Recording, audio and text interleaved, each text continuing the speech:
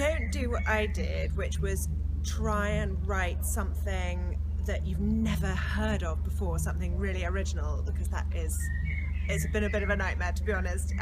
Viper wine is the name of a 17th century beauty potion which contained opium, so the whole book has a slightly trippy, hallucinogenic feel to it, and my main characters are alchemists who sing David Bowie lyrics. I mean, I've made it very difficult for myself. I would advise perhaps, well, no, to be honest, I think you ought to write the book you want to write. That's what I did, that's what I got a lot of pleasure out of doing.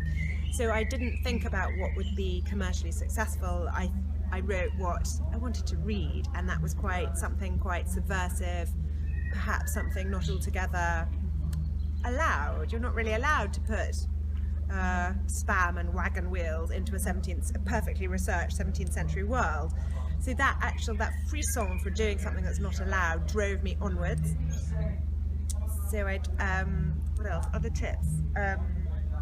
I wouldn't get too bogged down in the details of the period that you've chosen to write about.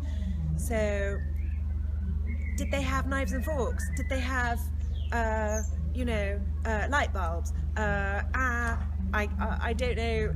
I'm going to give up. Basically, that was me when I was starting out trying to write historical fiction as a teenager. And what I should have done, I think, is focus on the characters and their emotional situation, and then fill in the period detail of the historical detail later.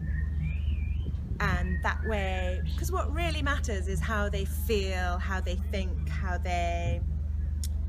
what they believe, and a lot of the time it's probably closer to what we believe than it isn't.